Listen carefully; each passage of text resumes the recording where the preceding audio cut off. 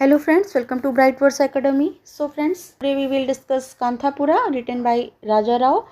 So this novel clearly reflects the ideas of Mahatma Gandhi and shows their deep impact on village life. Okay, तो ये आपका आज कांथापुरा पर हमारा practice रहेगी. ओके, ये भी आपका प्रोज और फिक्शन यूनिट से ही है.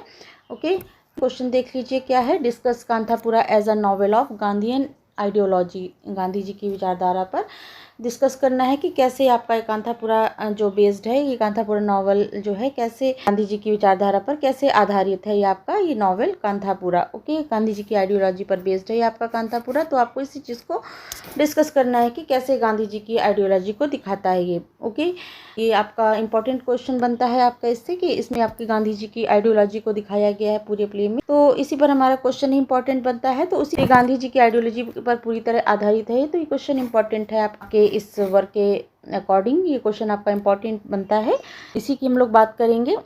ओके, क्वेश्चन क्लियर है. कांथापुरा को गांधी जी की आइडियोलॉजी पर आधारित एक उपन्यास के रूप में आपको डिस्कस करना है. होपफुली आपको क्लासेस हेल्पफुल हो रही होंगी, और अगर अच्छी लग रही हो तो लाइक शेयर एंड सब्सक्राइब जरूर कर लीजिए चैनल को, अभी तक नहीं किया, क्योंकि यहाँ पर आपके एलटी मेंस की डिस्क्रिप्टिव आंसर राइटिंग की प्रैक्टिस हो रही है. अभी तक नहीं किया तो कर लीजिए सब्सक्राइब. ये आपकी 46 क्लास हो जाएगी. आ जाए आपकी 46 क्लास हो गई. 45 क्लासेस अभी तक आपकी हमारे चैनल की प्लेलिस्ट में आपको सारी वीडियोस आपको मिल जाएंगे, तो आप उस पर प्रैक्टिस कर सकते हैं.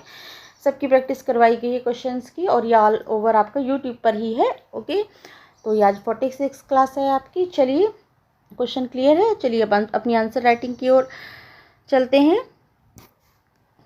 Okay, Kanthapura by Raja Rao is a powerful portrayal of Gandhian ideology in rural India.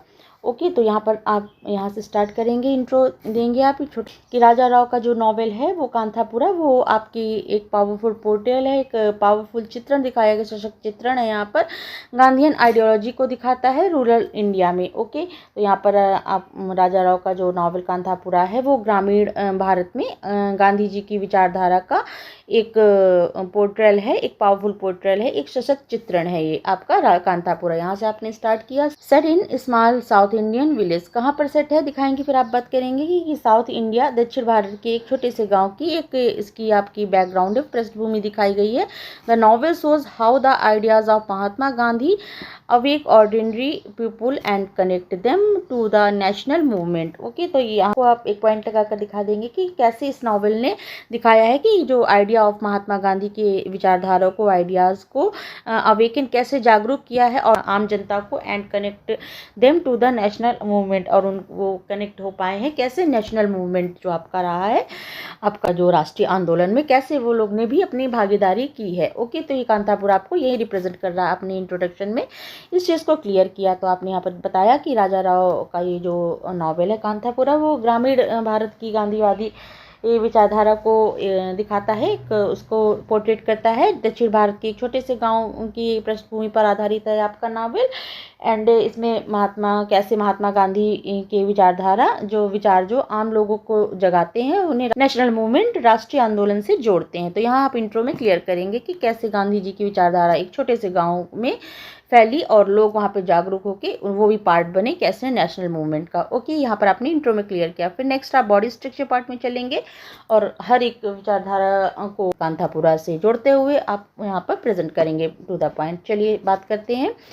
The novel is set in small south Indian village. Novel set है आपका बताया अभी साउथ इंडियन विलेज में आपका सेट है. नॉवेल दक्षिण भारत के छोटे से गांव की कहानी है. विच इज इनिशियली पैसिव, जो कि शुरुआत में तो थोड़ा पैसिव टाइप की है, निष्क्रिय रहता है, बट बिकम एक्टिव होता है अंडर द इन्फ्लुएंस ऑफ मूर्ति. जो आपका मेन कैरेक्टर है ये मूर्ति, इस कैरेक्टर मूर्ति के प्रभाव से ये आकार में आता है, ये एक्टिव होता है.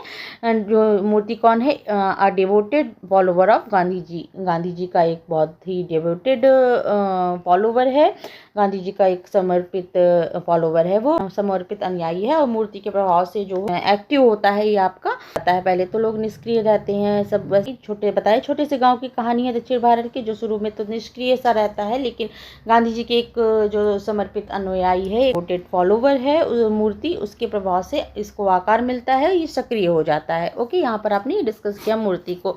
He gives up his studies, क्या करता है वो अपनी स्टडी को छोड़ देता है, अपनी पढ़ाई को छोड़ देता है। And then spread the message of truth, non violence and swadeshi. Okay, फिर यहाँ पर दिखाएंगे कि वो बीच में ही अपनी पढ़ाई छोड़ देता है, अपनी स्टडी को छोड़ देता है और स्प्रेड करता है, फैलाता है उस मैसेज को, अहिंसा तथा स्वदेशी का संदेश फैलाता है। यहाँ पर आपने इस तरह से दिखाया। यहाँ पे मूर्ति जो है गांधी जी की विचारधारा से प्रेरित होकर लोगों को जागरूक करता है और वह सत्य, अहिंसा और स्वदेशी का संदेश फैलाता है। ओके, इस तरह से दिखाएंगे। एज गांधी सेड, फिर आप दिखा देंगे जैसे कि गांधी जी ने भी कहा है, my life is my message, जैसा कि आप दिखा देंगे कि गांधी जी ने कहा था मेरा my life is my message, मेरी लाइफ ही मेरा मैसेज है। तो and this is reflect in मूर्तिज action, और यही जो है मूर्ति के भी एक्शन से दिखाई देता है। ओके, इस तरह से आपने यहाँ पर बात करेंगे। गांधी जी ने कहा मेरा जीवन ही मेरा संदेश है, मैसेज है, और ये बात मूर्ति के कार्यों से भी स्पष्ट रूप से झलकती है। उसने दिखाया He encouraged villagers to wear khadi, boycott foreign goods and oppose social evils like untouchability. Okay, तो फिर आगे आप बात करेंगे कैसे झलकती है गांधी जी की पूरी उसकी जो विचारधारा है उसके अंदर। वो क्या करता है, गांव वालों को इनकरेज करता है, विलेजर्स को, गांव वालों को जागरूक करता है। वह गांव वालों को खादी पहनने के लिए एंड बॉयकॉट फॉरेन गुड्स, और जो विदेशी वस्तुओं का यहाँ पर बहिष्कार करने के लिए, and oppose social evils like untouchability, और जो छुआछूत जैसी सामाजिक बुराइयों का विरोध करने के लिए यहाँ पर इनकरेज करता है, प्रेरित करता है। इस तरह से एक्शन वो भी करता है, अपनी पढ़ाई बीच में छोड़ देता है और वो गांधी जी के जो मैसेज है ट्रुथ, नॉन वायलेंस एंड स्वदेशी स्प्रेड करने का काम करता है। और गांधी जी के फॉलोवर्स रहता है तो ये आदर्शों पर चलता है। और उनकी वो गांधी जी का एक स्टेटमेंट कोट लगा के दिखा देंगे, कहा था कि गांधी जी ने my life is my message, मेरी लाइफ ही मेरा संदेश है। तो इस तरह से वो भी एक्शन करता है कि वो गांधी जी के विलेजर्स को जागरूक करता है, इनकरेज करता है। खाद जैसे गांधी जी ने किया था, खादी पहनने के लिए बहिष्कार किया, फॉरेन गुड्स के लिए जो विदेशी वस्तुओं का बहिष्कार किया, अपोज सोशल अनटचेबिलिटी और छुआछूत जैसी सामाजिक बुराइयों का यहाँ पर विरोध किया। तो इस तरह से कार्यों में ये आपका मूर्ति भी लगता है। तो इससे आपको साफ साफ दिखता है कि पूरा गांधी जी की विचारधारा पर ये आपका कांथा पूरा बेस्ड है, आपका गांधी जी की आइडियोलॉजी विचारधारा पर बेस्ड है। ओके, इस तरह से आपने यहाँ मूर्ति का कैरेक्टर दिखाया, कैसे उसने स्प्रेड किया गांधी जी की आइडियोलॉजी को। ओके, फिर नेक्स्ट पैराग्राफ में आएंगे। Aldous Gandhi does not appear directly, जब यद्यपि गांधी जी आपको डायरेक्टली नहीं दिखाई देते हैं, his presence is strongly felt, लेकिन उनकी जो प्रेजेंस है वो स्ट्रांगली फील की जा सकती है। हालांकि गांधी जी इस नॉवल में सीधे तौर पर नहीं दिखाई देते हैं, लेकिन उनकी जो उपस्थिति को गहराई से महसूस किया जा सकता है आपके इस कांथापुरा में। ओके, तो नॉवल में तो प्रत्यक्ष रूप से नहीं आते हैं, फिर भी उनका प्रभाव हर घटना में हमें स्पष्ट दिखाई देता है। ओके, यहाँ से आपने स्टार्ट किया। मूर्ति बिकम्स हिज रिप्रेजेंटेटिव, मूर्ति क्या है, मूर्ति उनका बन जाता है एक रिप्रेजेंटेटिव, उनका रिप्रेजेंटेटिव के तौर पे काम कर रहा है। मूर्ति उनके प्रतिनिधि के रूप में यहाँ पर कार्य करता है। And the villagers even regard him as a Gandhian avatar, और जो विलेजर्स हैं और गांव वाले तो उसे गांधी का अवतार तक मानने लगते हैं। ओके, तो एंड दिखा देंगे एक पॉइंट में कैसे गांधी जी की जो आइडियोलॉजी है किस तरह से आपके कांथापुरा में फैली हुई है, स्प्रेड कर रही है, दिखाई देती है हमें कि यहाँ तक कि विलेजर्स है, जो मूर्ति उनका रिप्रेजेंटेटिव है गांधी जी का, यहाँ पर विलेजर्स उसको मानने भी लगते हैं, गांधीयन अवतार के जैसे आपके मूर्ति को मानने लगते हैं विलेजर्स। ओके, इस पॉइंट को आप यहाँ पर इस तरह बात करेंगे, दिखाएंगे कि कैसे गांधी जी की विचारधारा और गांधी जी डायरेक्टली ना दिखते हुए भी उनकी पूरी तरह से पूरे कांथापुरा में आपको वो फील होते हैं कि विचारधारा बहुत अच्छे से हमें स्पष्ट रूप से दिखाई देती है। Okay, the spirit of the, फिर दिखाएंगे एक लाइन कोट लगा देंगे, द स्पिरिट ऑफ डू और डाई, जो आपकी एक स्पिरिट है डू और डाई, स्वतंत्रता संग्राम की जो भावना थी, डू और डाई, करो या मरो के रूप में भी यहाँ पर दिखाई देता है। Is seen in their dedication to the freedom struggle. Okay, तो यहाँ पर आप बात करेंगे कि स्वतंत्रता संग्राम के प्रति जो उनके समर्पण में करो या मरो की भावना स्पष्ट रूप से दिखाई देती है। इस तरह से यहाँ पर दिखाएंगे स्पिरिट में जो स्पिरिट है आपकी स्वतंत्रता संग्राम की, करो या मरो, डू और डाई, फ्रीडम स्ट्रगल, जो स्वतंत्रता संग्राम का फ्रीडम स्ट्रगल था, संघर्ष था, उस संघर्ष में उनके डेडिकेशन हमें पूरी तरह से झलक दिखाई देती है। Women also actively participate showing the inclusive nature of the movement, और जो वुमेन्स हैं महिलाओं ने भी इस आंदोलन में सक्रिय रूप से भाग लेती हैं। यहाँ पर वुमेन्स आल्सो एक्टिवली पार्टिसिपेट, महिलाएं भी सक्रिय रूप से पार्ट लेती हैं। Showing the inclusive nature of the movement, जो कि इसके इंक्लूसिव नेचर को दिखाता है इस मूवमेंट को। ओके, इस तरह से आप पूरी घटनाओं को दिखाएंगे। डू और डाई, करो या मरो की भावना से स्पष्ट होता है कि लोग स्वतंत्रता के लिए पूरी निष्ठा और संघर्ष करते हैं। और womens also actively participate, showing the inclusive nature of the movement. और जो महिलाओं की भी सक्रिय भागीदारी ये दर्शाती है कि आंदोलन सभी वर्गों को साथ लेकर चलता है। ओके, तो इस तरह inclusive nature of the movement को ये रिप्रेजेंट करता है। इस तरह से आपने यहाँ पर दिखाया। ओके, करो या मरो की जो स्थिति थी, चलता है कि स्वतंत्रता संग्राम केवल आंदोलन नहीं बल्कि लोगों के लिए जीवन मरण का प्रश्न बन चुका था। और गांव के लोग पूरी दृढ़ता और समर्पण के साथ इसमें भाग लेते थे।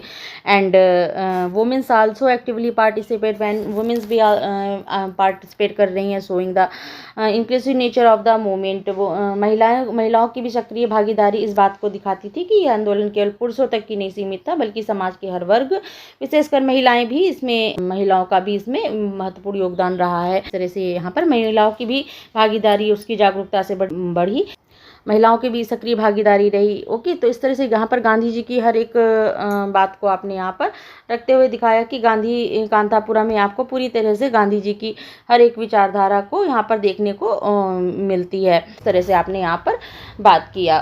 यहाँ पर आपको गांधी जी साक्षात तो नहीं दिखाए गए, डायरेक्टली नहीं दिखाए गए हैं, लेकिन यहाँ पर कैरेक्टर और हर एक घटना के थ्रू यहाँ पर उनकी आइडियोलॉजी हमें शिक्षाएं देखने को मिलती है। सत्य, अहिंसा और स्वदेशी, हर चीज़ को यहाँ पर बखूबी उनके डायरेक्टली प्रेजेंट ना होते हुए भी हम फील कर सकते हैं। ओके, तो इस तरह हम कह सकते हैं Kanthapura is based on Gandhian ideology. Okay, फिर नेक्स्ट पैराग्राफ में आएंगे। Despite opposition from authorities and hardships, the villagers remain committed to peaceful resistance and non-violence, proving Gandhi's belief that non-violence is the greatest force of mankind. Okay. अंग्रेजों के विरोध और कठिनाइयों के बावजूद भी द विलेजर्स रिमेन्स, जो विलेजर्स हैं आपके कांतापुरा में, वो committed to peaceful resistance and non violence. अंग्रेजों के विरोध और कठिनाइयों के बावजूद गांव वाले अहिंसा और शांतिपूर्ण आंदोलन के मार्ग पर डटे रहते हैं। प्रूविंग, ये जो कि प्रूव करता है गांधी इज बिलीव, जो कि गांधी जी के बिलीव को प्रूव करता है। जो गांधी जी कहते थे ना, कोट लगा देंगे आप गांधी जी का, non violence is the greatest force of Mankind, जो कि प्रूव करता है कि अहिंसा सबसे बड़ी शक्ति है। ओके, इस तरह से आप यहाँ पर दिखाएंगे इतनी कठिनाइयों, अंग्रेजों के विरोध एंड हर चीज़ को उन्होंने झेला, लेकिन उसके बावजूद गांव वाले अहिंसा और शांतिपूर्ण आंदोलन के मार्ग पर डटे रहते हैं। और जो कि आपके दिखाता है गांधी जी के बिलीफ को, non violence is the greatest force of Mankind, अहिंसा ही मानव जाति की सबसे बड़ी शक्ति होती है, जो कि गांधी जी का एक बिलीफ है। तो इस प्रकार से जो हमारे विलेजर्स थे वो अंग्रेजों के विरोध और तमाम कठिनाइयों के बावजूद भी गाँव वाले शांतिपूर्ण रेजिस्टेंस और अहिंसा के प्रति पूरी तरह समर्पित रहते हैं और यहाँ पर फॉलो करते हैं उनके जो रूल्स हैं, उनका जो बिलीफ है गांधी जी का, non violence is the greatest force of Mankind. Okay, तो इस तरह में पूरी तरह से आपकी जो प्ले है गांधी जी के ना होते हुए भी हमें उनके विचार हर जगह महसूस करते हैं। आपके कांतापुरम में गांधी जी की शिक्षाएं जो हैं उनकी सत्य, अहिंसा और स्वदेशी, कहानी के हर एक कैरेक्टर, पात्र और घटना में हमें जीवित दिखाई देते हैं। ओके, तो इस तरह से आपने यहाँ पे कांतापुरा को दिखाया कि कैसे गांधी जी ना होते हुए भी हमें पूरा बेस्ड है आपका कांतापुरा गांधीयन आइडियोलॉजी पर। ओके, चलिए फिर लास्ट में आप कंक्लूजन देकर एंड करेंगे। दस Kanthapura is not just a story of village but a symbolic representation of India's freedom movement is shaped by Gandhian ideology, making it a true Gandhian novel. Okay, तो इस तरह से आप यहाँ पर दिखाएंगे कि निष्कर्ष निकलता है कि इस तरह कांतापुरा केवल एक गांव की कहानी नहीं है, बल्कि ये पूरे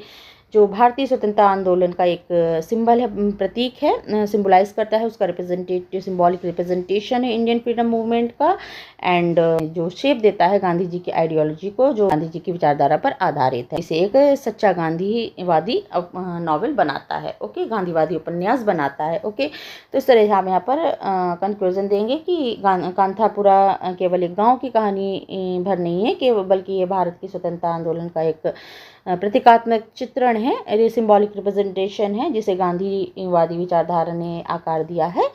और यही बात है कि इसे एक सच्चा गांधीवादी उपन्यास बनाता है। ओके, इस प्रकार कांतापुरा गांधीवादी विचारधारा का प्रभावशाली चित्रण करता है। ओके, कंक्लूजन आपने दिया। आई होप सो क्लियर हुआ होगा कैसे हमें कांथापुरा में गांधी जी की आइडियोलॉजी दिखाई देती है, कैसे बेस्ड है आपका Kanthapura on Gandhian ideology. Hope so clear हुई होगी, क्लास समझ में आई हुई होगी। ओके, चलिए कैसी लगी क्लास ज़रूर बताइएगा। अगर अच्छी लग रही हो क्लास, हेल्पफुल हो रही हो तो लाइक शेयर एंड सब्सक्राइब जरूर कर लीजिए, क्योंकि यहाँ पर आपके अल्टीमेंट्स की डिस्क्रिप्टिव आंसर राइटिंग की प्रैक्टिस हो रही है। तो ये था आपका कांथापुरा। ओके, चलिए फिर मिलते हैं नेक्स्ट क्लास में, नेक्स्ट टॉपिक को डिस्कस करेंगे। Okay, thank you, thanks for watching.